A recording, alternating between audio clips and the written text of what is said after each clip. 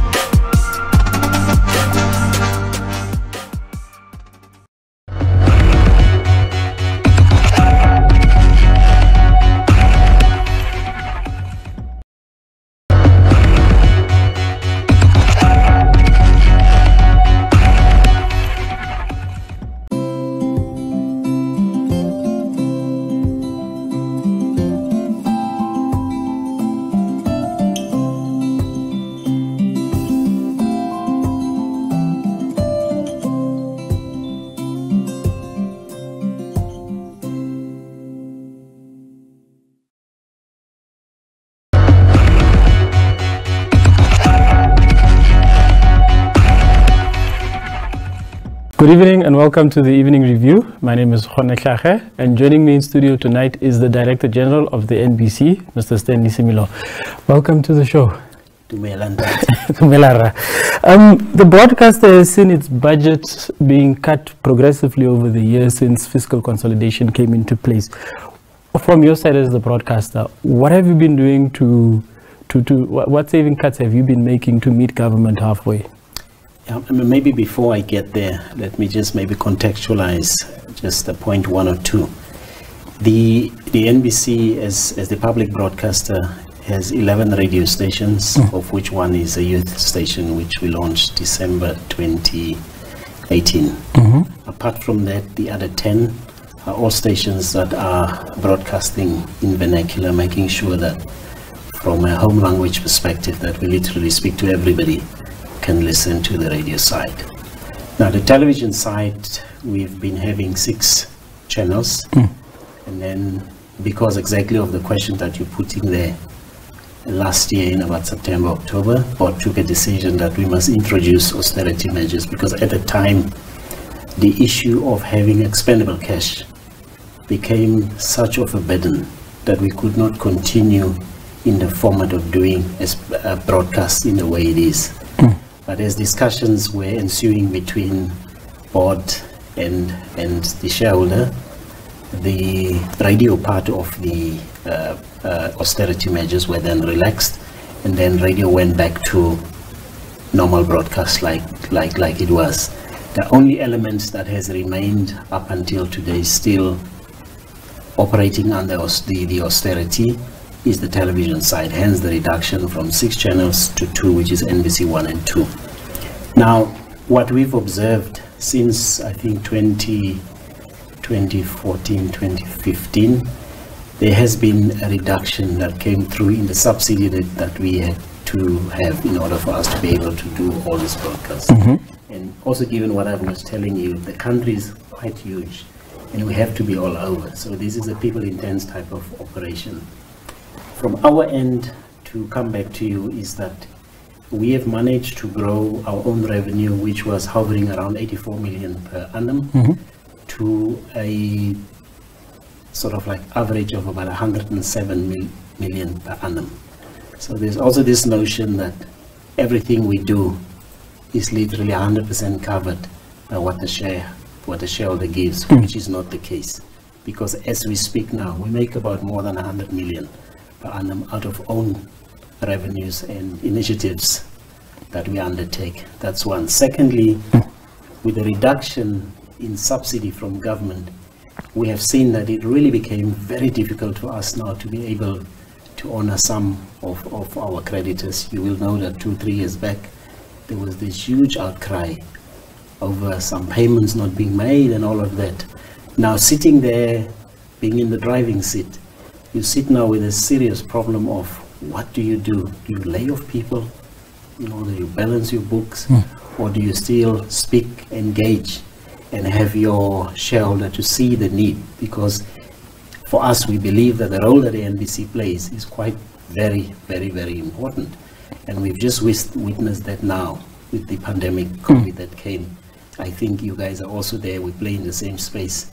We have seen how important this institution is. Hence today, with the announcement that just was made in cabinet through into Parliament, where the subsidy has gone up to a number which is about 338 million. That is the number that it will actually make sure that we don't fall into the traps where we will not be able to cater for everything that we have to pay for. But on top of that as well, the premium of us making our own revenue is still something that we must push for. So from our end, we've managed to grow revenue. We've managed to drop cost of operation with about, I think, between 6 to 10% relative to what we do. So there has been elements of us trying to see how best we can do this. But as you know, the NBC is a much loved and much hated entity, exactly because of what it stands for. It plays in a space where everybody has interest, more so politicians. Everybody's fighting for the soul of the NBC. You would have seen even when our budget on Monday was discussed in Parliament. So it's that type of intense debates. When they happen, then you must sit as Director General and say that, look, if this is how politicians feel, that balance you must have, because their interest is different. Their interest is they want to see themselves on TV. TV is what they like. And I'm saying that radio has a much broader reach. If you go on radio, you can speak in your mother language, and then you can reach more people. But we know that the impact sometimes is when people see you visually. So there's still that element that we still need to bring across. From our end, given the decrease in subsidy, we've done the best that we can. And we've always had this narrative that seeks to say, if you underfund us, we will have problems of being liquid in terms of what we need to do. Hence, as I was saying, we've managed to grow our own revenue. So it's not an easy one, tough one. It takes a lot of doing. It takes commitment, and the staff have been there. They've been doing their bit. So our bid was to convince the shareholder to say, come to the party, meet us halfway, because our costs are set. There's costs that you just cannot go away with, because they are there. If you want to do this, you must pay. And I think you guys, by this time, you might have realized that this business is not as cheap as might appear from the eye. And then there are notions being raised that up to 70% of the revenue that the NBC brings in is spent just covering salaries and remuneration. Yes, a good question, but it must be put into context as well. The percentage that's normally reasonable in terms of your spending on some businesses, depending where you are. If you are a commercial entity, that in a way becomes a concern, but not that much, because you can make so much money for you to mitigate that percentage. Up until last year, before the austerities, our percentage in terms of staff expenditure was standing at about 68%.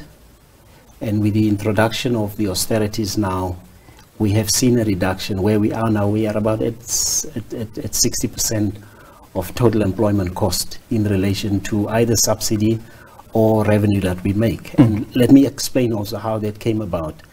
We were looking at things like natural attrition, people resigning and people taking early retirement. So all of that has helped us to bring back the percentage to a manageable sort of like threshold. And the desired one that we would want to have would be between 50 and 55%. Remember, in the main, we are in the service industry.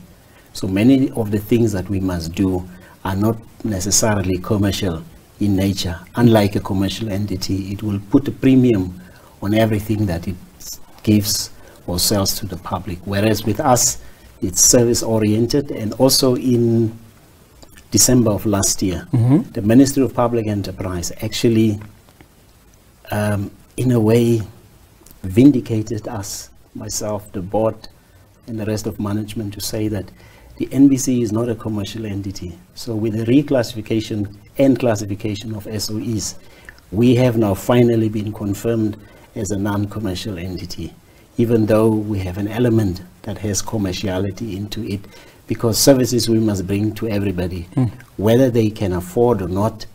We must make sure that the information is there. Imagine now, if now with COVID-19, if we would have been pushing a commercial way of thinking, it means then a lot of Namibians would not have had information around what is happening. And you would have seen we have even changed our programming to be COVID-19 pandemic friendly. And that was also very deliberate. It was to make sure that no Namibian is deprived of information that is important for them in order to be able to understand, have all the correct information, authenticated information that they can use in order to protect themselves. Okay. Then now coming to the staff side of things, would you say that the staff complement at the NBC is too high? Well, that question is always, it will always have relativity in it, because where we are now, as I'm saying, we have seen quite a nice balancing out, and a great deal of that is linked to the austerity measures that we've put into place. What we now need to do, we will have to be prudent to make sure that the percentage of 60% does not go up again and go back to the 70%. 68, no, okay. 68%. We need to be clear on that one, 68%. So that all will have to be in how we are managing operational cost.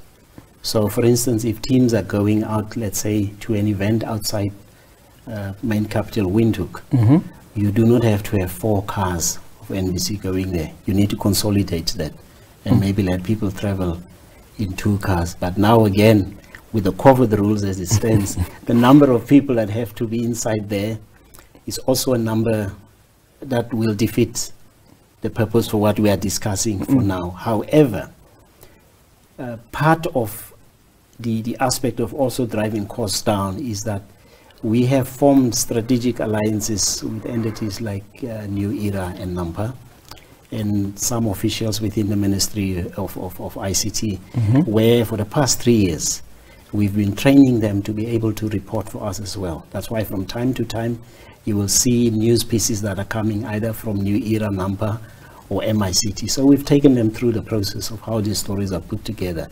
So that already has also assisted us to bring down the cost of operation, because ordinarily we would have to send people to an area where we are not present. And as you know, some of our regions are very, very huge, sparsely populated. So in some area we may only have 2 cameras, and if there's 4 or 5 events happening, it means then 3 will suffer. So that's some of the predicaments that we are having. And then now, on the other hand, there's also the issue of a lot of the NBC staff members working on contracts. What is being done to address that issue? A lot is relative to how long is a piece of string. But to respond to your question, our contract employees, the percentage is about 23% out of 100. So as you can see, that number is relatively low. A situation that is not desirable, but at the same time, what do? Do you allow people to sit in the streets, or do you at least create some form of employment? And you know, in this business, having people that are freelancers and so on is not an abnormal situation. But we also know now where we are, resources are scarce. So we all will have to make do with what we have. Some companies have already pronounced themselves with issues like retrenchments, cutting of salaries, and I keep on saying that entities like the NBC are also not immune to that. But it will all be in how we deal with a little bit of resources that we are having. And part of the process where we are now with the budget allocation for operations that we've received, and you would have known the minister has made the pronouncement, would be that the television side of business must come back to being normal. As you know, at this stage, we are ending at about 9, but with the budget discussions that were very important for everybody, a special dispensation came through, so we're carrying them up until 1 in the evening. So between the shareholder, the board, and myself at this stage, we are busy now discussing how to bring back and normalize everything so that at least we can do that as well. And in terms of the freelancers and the contract workers that we are having, look, these are a cornerstone of what we do as well, and we appreciate what they are doing, but it's a matter of, it's either you are in the street or at least you have something that can keep you going. Most probably not desirable, but at least it's something that I believe is also assisting to curb unemployment. And I think there's many other entities that are most probably finding themselves in exactly the same position. Very difficult, but depending on what you have, you've got to find ways through which you can actually make your business still continue doing what it is good in.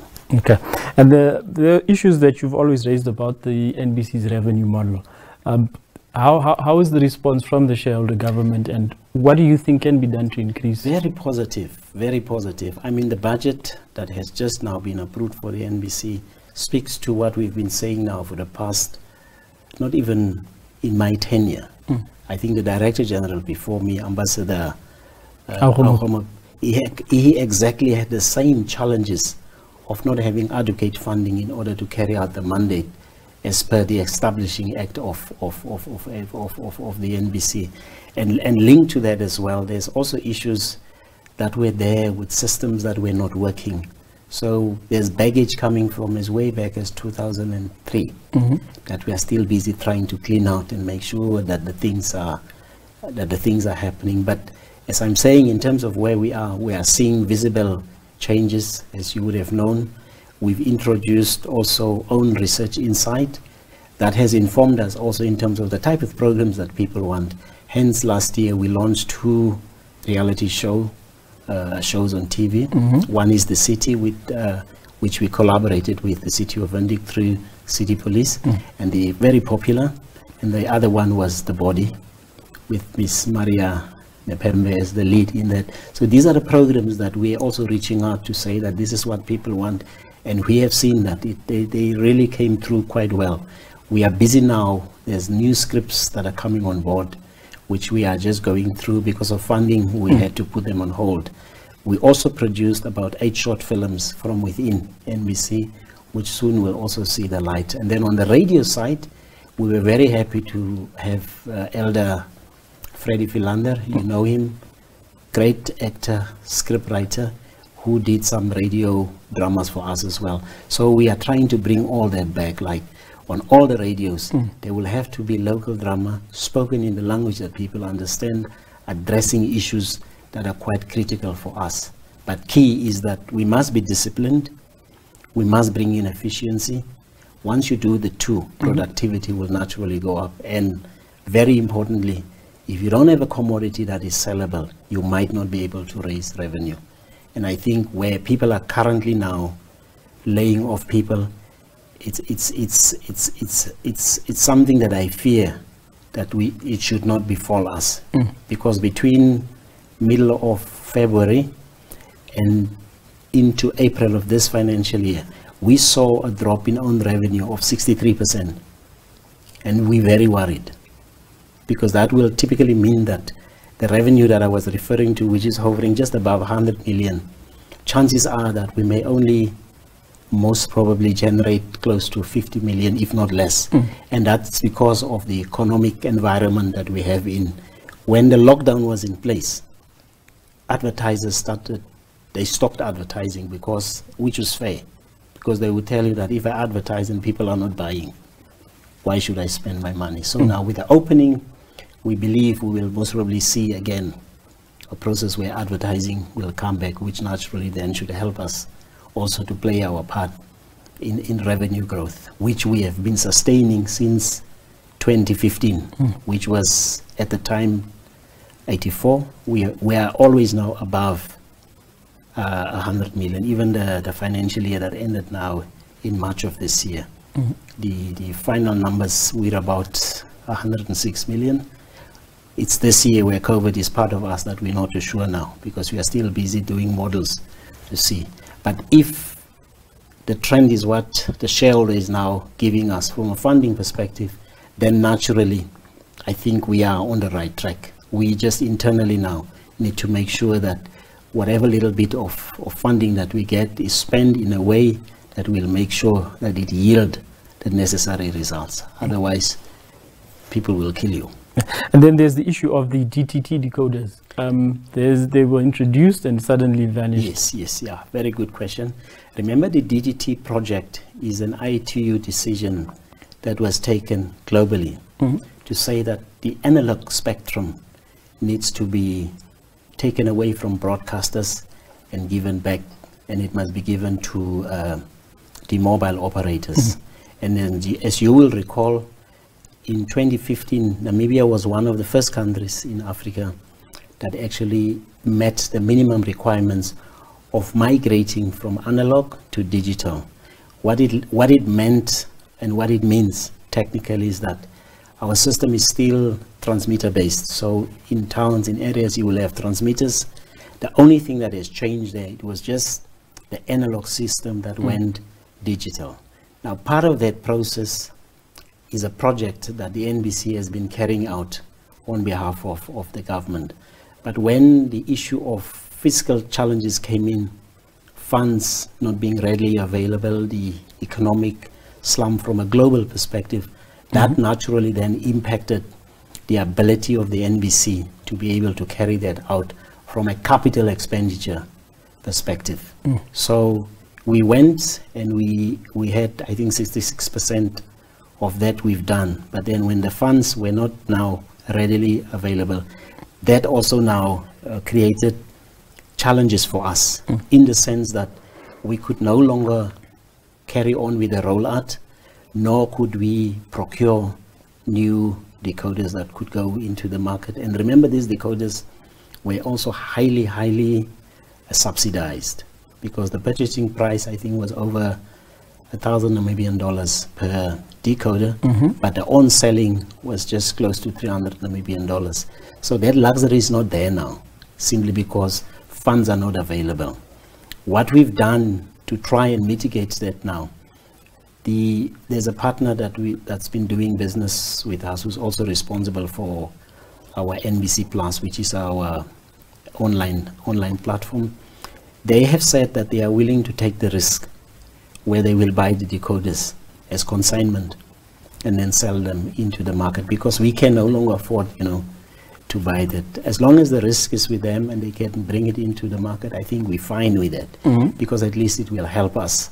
So those discussions are now close to being finalized. So soon we might see them coming into the market. That's one. Secondly, your question is also linked to now, what is the reach? Currently for television, we have 74.5% of coverage linked to DDT, and then we have 78% linked to FM, which is radio. Now, with that, we entered into a smart partnership with MultiChoice Namibia, DSTV. That's why you will see that NBC 1 and NBC 2 is currently running also on MultiChoice. So that also serves in a way, and on GoTV, it serves in a way as a gap filler for the areas where we cannot get to. But we have also seen that DTT in its core has been quite an expensive exercise. So we are currently now investigating to see whether we can also not go DTH, which is direct to home. But we just need to get the understanding correct there. And then hopefully, funds allowing, we should do that.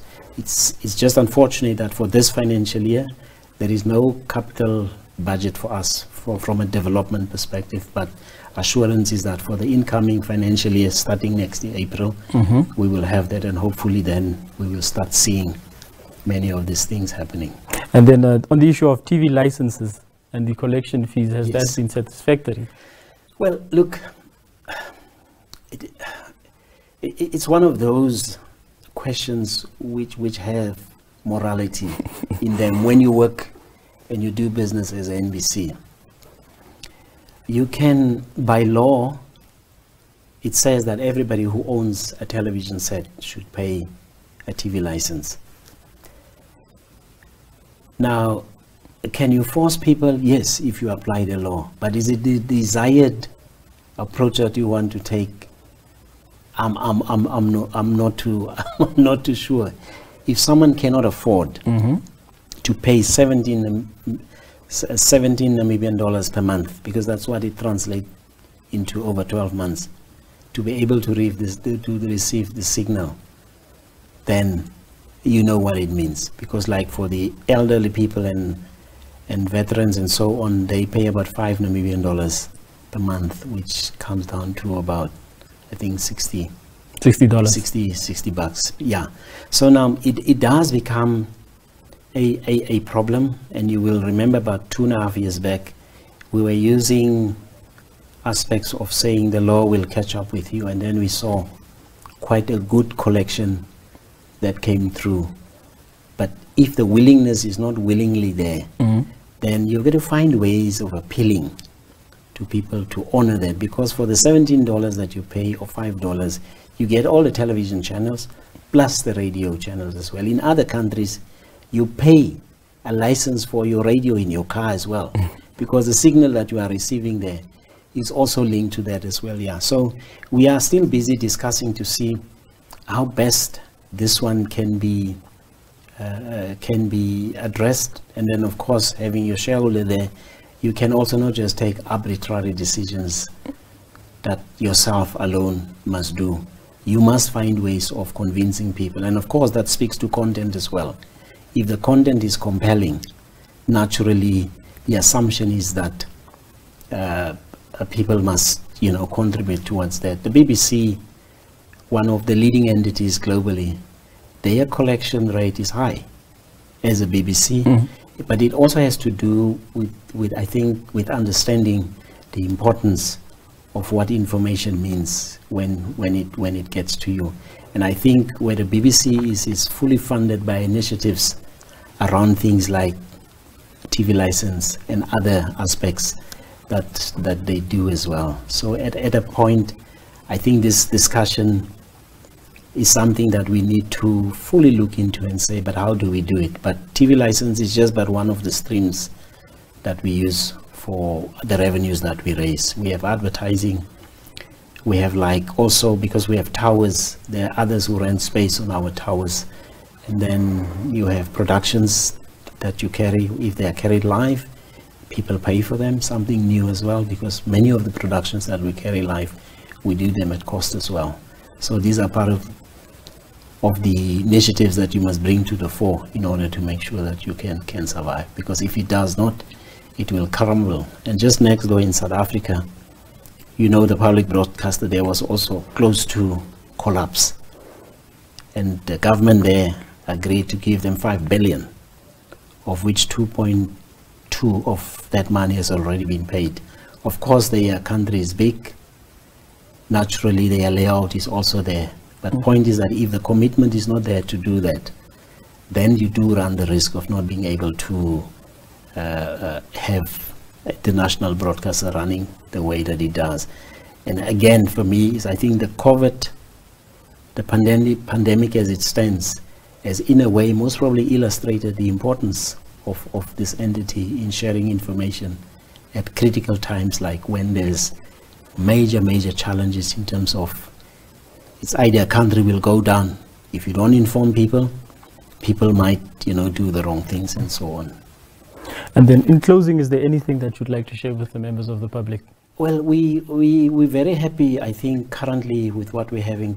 Radio is doing very, very well for us, and we accommodate literally everybody. You will see, yesterday was on the 16th, which was the Day of the African Child.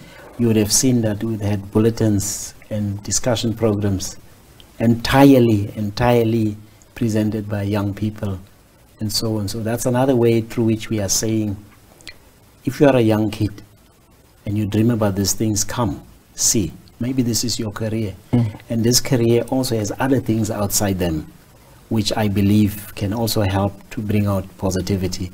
And this was across a spectrum of what we do, both for radio and television. And secondly, we also happy to see that even from the independent producers that are there, from time to time when we can afford, we do buy some of their content so that we can air it. And also, lots of positive things. That's why you can be in your car and switch on and it's there. Okay. But again, these things are they are sort of like, it's money intense. And if we are not applying prudency in making sure that we use the money very well in that, then we could potentially be in trouble as well. But it's not an easy thing, because everybody has a say, everybody wants to have a say, and everybody sees you differently from their vantage point. That is why when you are there, you just need to be very professional and very open, talk about things. Once people can see your soul, then I think that's the best that you can get to being honest. Okay. Thank you for joining us in studio. Always a pleasure. Thank you for tuning in. That was the Evening Review. Good night.